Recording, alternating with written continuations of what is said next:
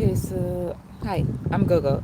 So I haven't been very consistent with my lives, and this is much harder than I thought it would be because going live, going live really does, and I don't want to affirm this, but I'm just noticing my feelings around it. And so far, my feelings are telling me, my emotions are telling me that, yeah, going live is still extremely stressful. It's totally stressful. Yeah, so it's totally stressful, and I'm not really, I'm not really sure how to not make it stressful. I just get this anxiety when I'm getting ready to go live because me being a perfectionist, I'm like,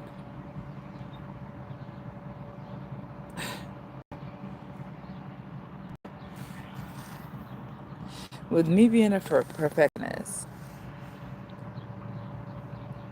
it's like if I stumble over a word, I have to scrap the whole video. If I mispronounce something, I gotta scrap the video. If I say something or it sounds like I'm stumbling over my words, I gotta scrap the video. Like, this is why I've decided to go live. Because when I go live, I can't edit these things. Do you know what I mean? Like, I can't edit out my mistakes. But today I've decided that I am no longer striving for absolute perfection because it's not possible living a human existence to be any type of perfected awareness. The reason that you're human, in my opinion, the reason that you're human is because you are wanting to have certain experiences. And the human experience is one of the most intense. So, what I keep reading about, so what I keep hearing about, everyone who's had out of body experiences, who've had near death experiences, everyone who's come out of their body in some type of way, have always come back to say that the reason you're on earth is because you need to be here. So I know that some people come here to help elevate the planet in consciousness. And in order to do that, in order to be born on Earth, some people are born with their full memories intact.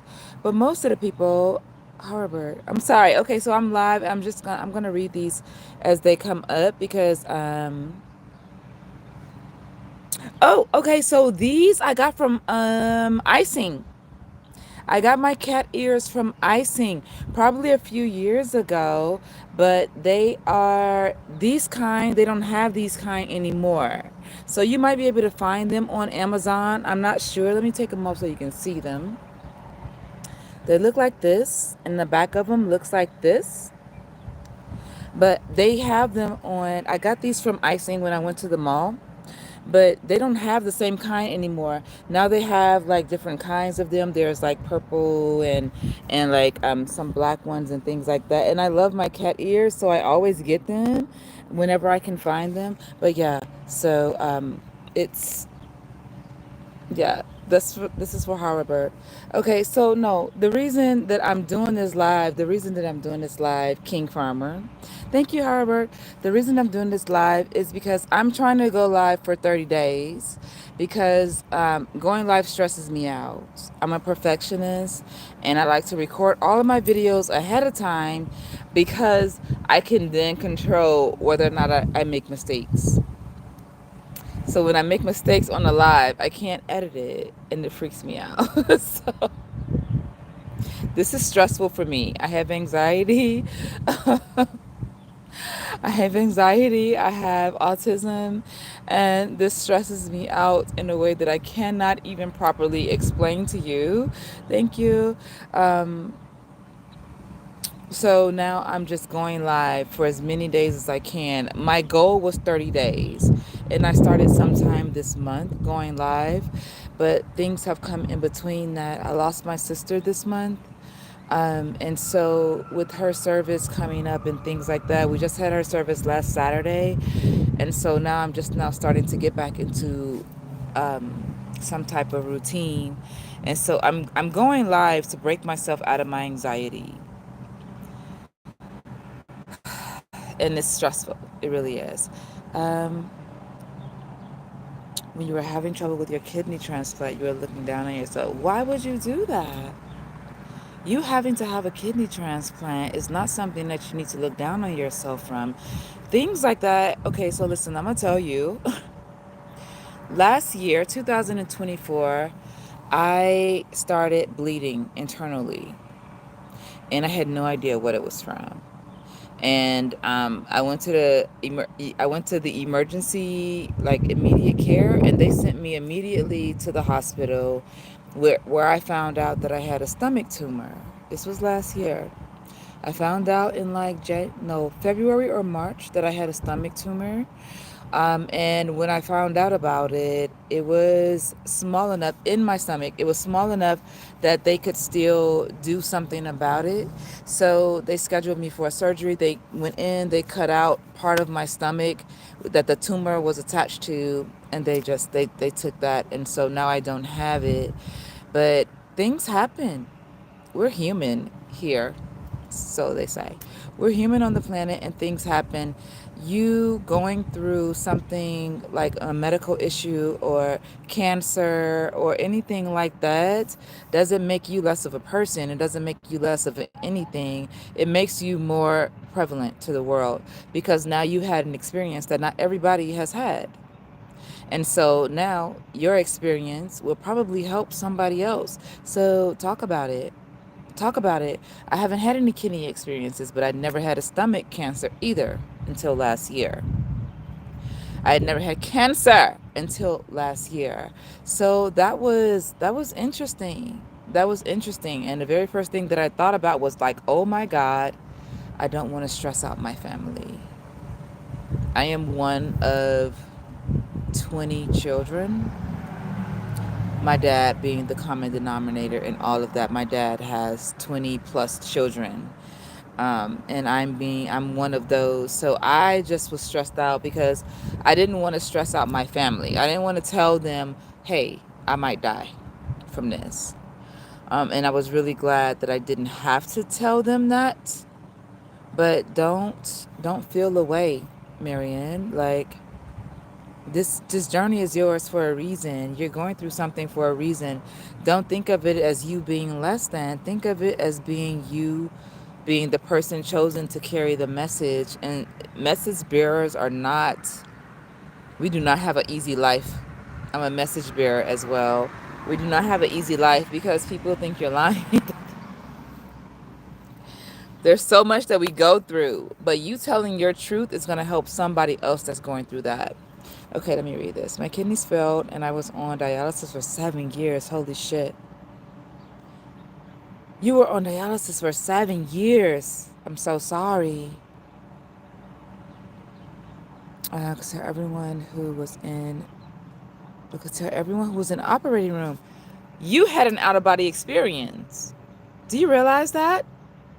If you didn't see the people in the operating room until you were being operated on, but you can remember everybody's faces, that means you separated from your body during the experience and you were able to observe what was going on. Is it anything like that? I would love to know about that. I would love to hear more about that because those experiences, people don't talk about them all the time.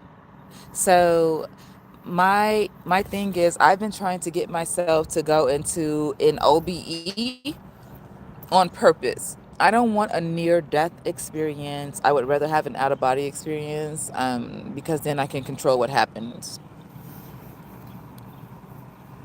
No, you weren't going there. Trust me, I believe. I understand what you're saying. Um, and when people don't understand what it is that you're experiencing, okay, so trust this, Marianne. You were meant to go through it. You were the one meant to have this experience because you were strong enough to deal with it.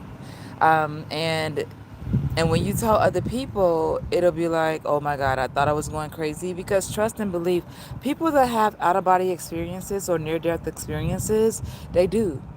Some part of them think they're going crazy. I'm very spiritual. I'm not religious, but I'm very spiritual, and I've had several experiences. Hi. You have mail for me? Thank you so much. Have a good one. You too. I tell people when they go through these things, you're meant to go through it for a reason. But you're not crazy. People have told me that I was crazy. People have called me a devil. I'm a priestess. I'm a Sangoma. People have called me devil worshippers. People have called me all types of things because they don't understand what things are. And instead of doing the research to find it out, they just project things onto people. But you weren't going mad. You were just having a different experience than a lot of people get to experience. So please embrace that. Don't hide from it. Don't hide from that because it's important. And a lot of people are going through those things. You know how many people stay quiet about their experiences because they think people are going to judge them for it? People absolutely will judge you for the things that you experience. They will.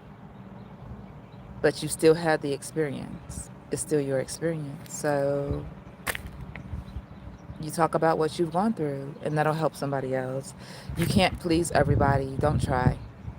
Seriously, don't try it because somebody will always have something to say about something you've gone through. And because they can't go through it because they haven't had the experience, they're going to think you're lying. But it's your experience for a reason. So please don't hide that. It's important. And the reason I get on here now to do these lives is because I want to grow as a person. I want to elevate myself. I want to be a better person. And and the whole reason I'm doing this is because I want to get better at marketing my experiences. I am not just a priestess, I'm a licensed massage therapist, I'm a meditation facilitator. I make jewelry. These goddess bracelets that I make, this right here, this is quartz and dolomite jasper. And the wrist bracelet that I have with the triangles is made of lava stone. It's a grounding. These are grounding things underneath them.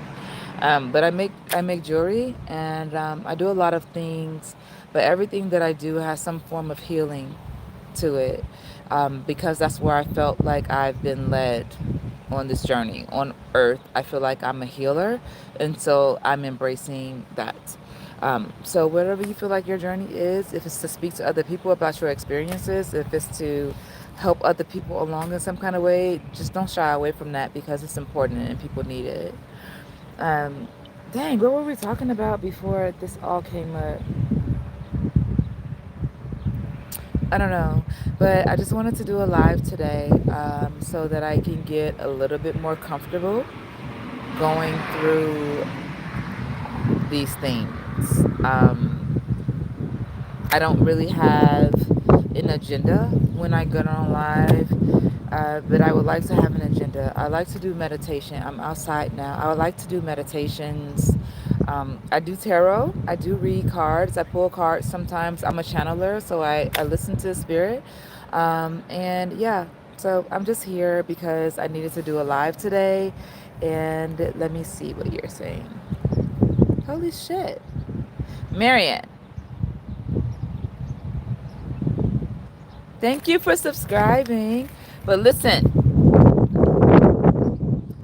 I'm kind of concerned about all these health things you're going through. Why do you think you're going through these things? Are you like,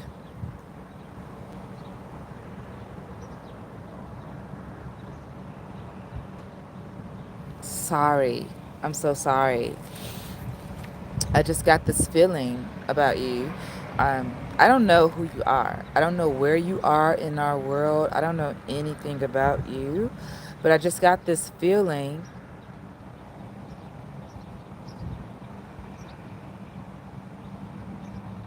Yeah, Marion, you're meant to talk. You're meant to talk. I don't know why. I don't know if you like talking. I don't know if that appeals to you. You're meant to talk. If that makes any sense to you, you are. You're meant to speak. You're meant to speak. And if that terrifies you, I'm so sorry. But you are meant to speak. You have experiences that other people need to hear about. So talking about them is going to help other people. I don't really know what I don't know what you do. I don't know what your job is. I don't know. Maybe this is something that you can do on the side. Like I have all of these things going on, and I come on here on lives because I need to build up my confidence and get rid of some of my anxiety. But you're meant to speak. Oh, you sound like me. You sound like. Listen, you don't speak to hear yourself talk. That's what you need to remember. You don't speak. You're in Scotland? Holy shit. That's fascinating. You don't speak to hear yourself talk. You are going to speak so that others can listen. And that's different. That's different. You're not speaking for yourself, you're speaking for other people. So that's what you need to do. Like I said, I don't know anything about your life, but I'm a channeler and this is what I'm feeling. I don't know.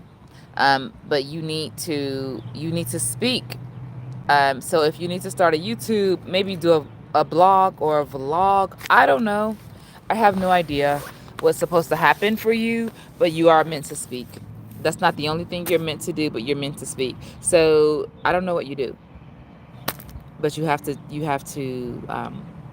start. You have to start doing this. It's important. Seriously. Okay, yeah. So, and I understand that completely. I have autism, and I know that I have it, and I've been terrified to get the diagnosis because I know what they're going to say. My oldest son is 24, he'll be 25 this month, and he's on the higher level. He has autism spectrum disorder, but he's considered high functioning autism. So he keeps a job, he works at a job, he's been through school, but but he gets stressed out with everyday social anxieties. He has a car, but he looks normal. He looks, not saying he's not normal, but he looks like a regular person. And so I get scared from him for him because he's black, like I am, and here in America is very racist here. So I get nervous when he has to be anywhere because if he gets stopped by the cops, is he going to remember to mention that to them? Are they going to listen to it? All of those things. I can speak up for myself, but I've been working at this for years, literally. I was the shyest person in the room. You could not pick me out of a crowd. You just couldn't do it.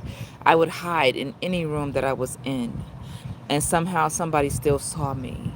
So, your son's learning disability is. I can't speculate what that was for, but for me, my son had a learning disability because I have one and I passed it on. But it also helped me to become a more patient person. Um,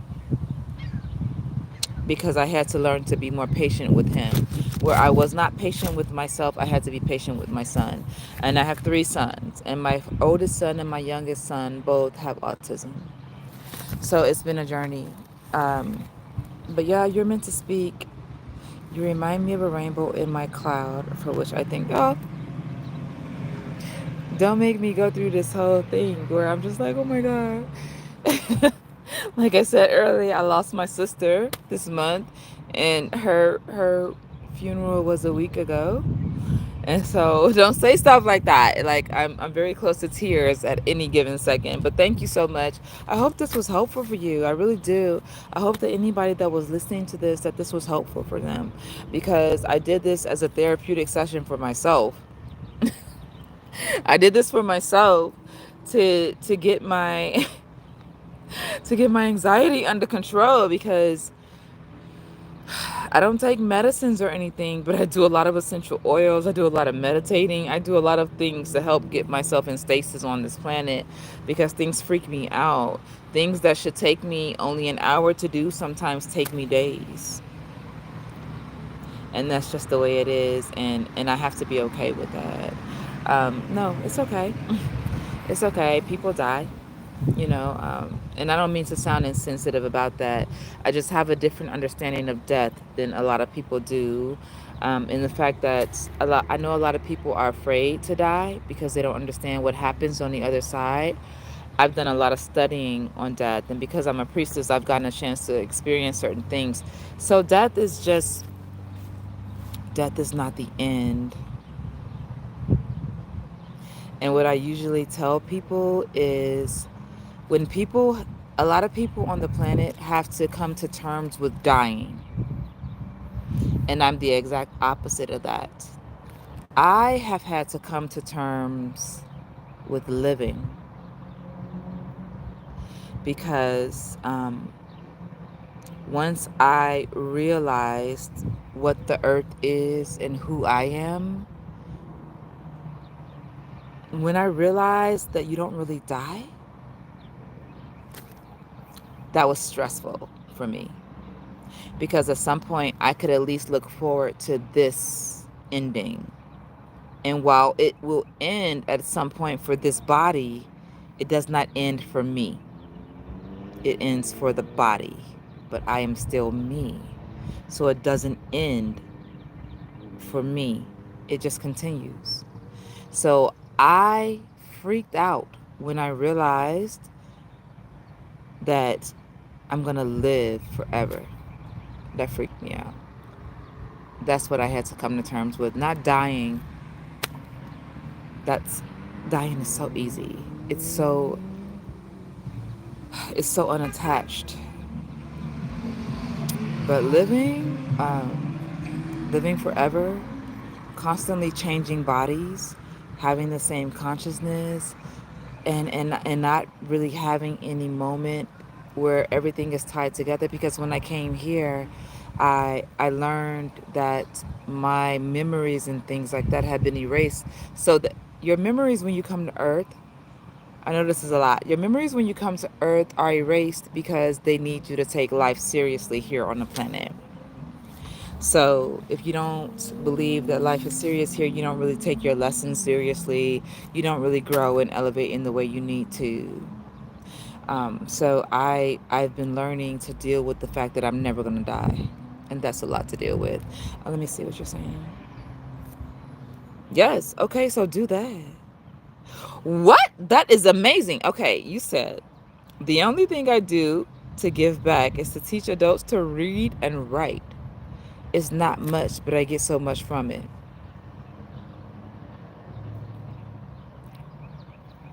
That that is not something to downplay.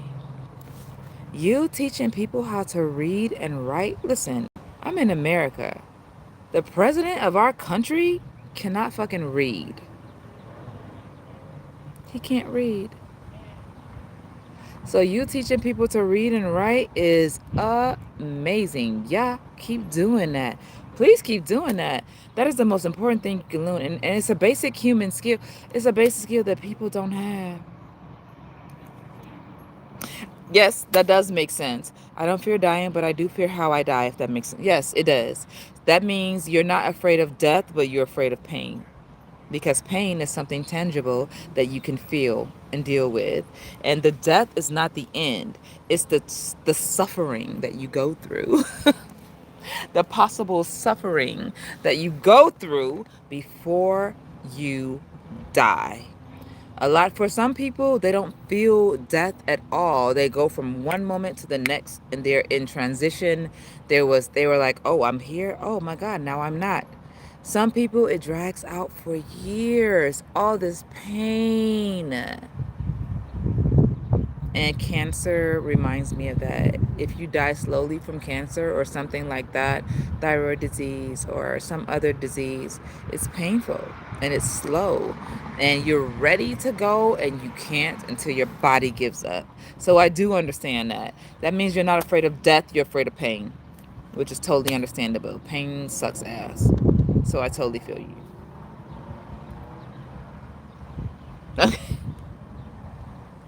Let me tell you how much I do not feel like a natural. I don't. I feel a little bit more comfortable about it now, but that's only because my live says I've been live for 25 minutes and 30 seconds, and it's still a little bit stressful. But you're helping me, so this is great.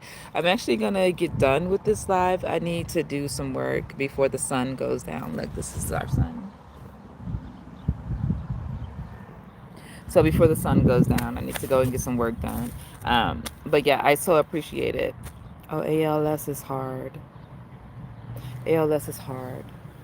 You die in pain in ALS. I'm so sorry he has to go through that, but he doesn't have to deal with it now. That's for sure. Wow. Yeah, it is hard. Um,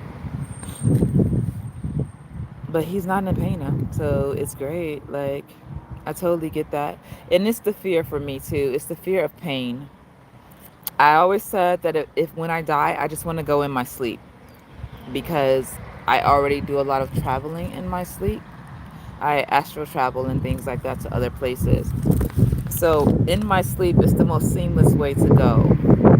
I don't want anything drawn out and torturing and suffering and the pain of all of that and having people come by and say bye to you every day for months. My grandmother, when she passed last year, my grandmother passed at 97 years old. She was 97 and she was always a woman. She had 11 children.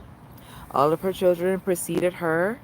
No, just one of her children preceded her in death, and everybody else is still here, my father included.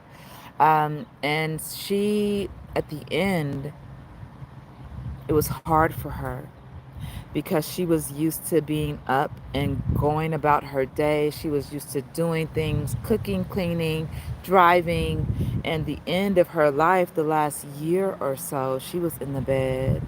And people had to come and get her out the bed and do things for her. So that was hard for her. And I could see it. And I could feel it. And it was frustrating um, because she started to forget things. And so, yeah, that was difficult.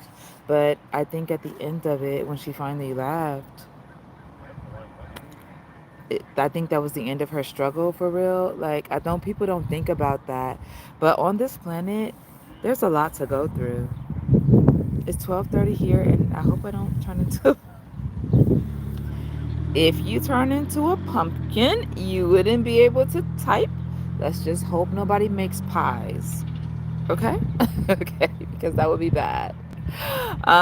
I'm gonna go because it is almost 30 minutes into this live, which is way more. It's 20 minutes longer than I thought I would be on this live.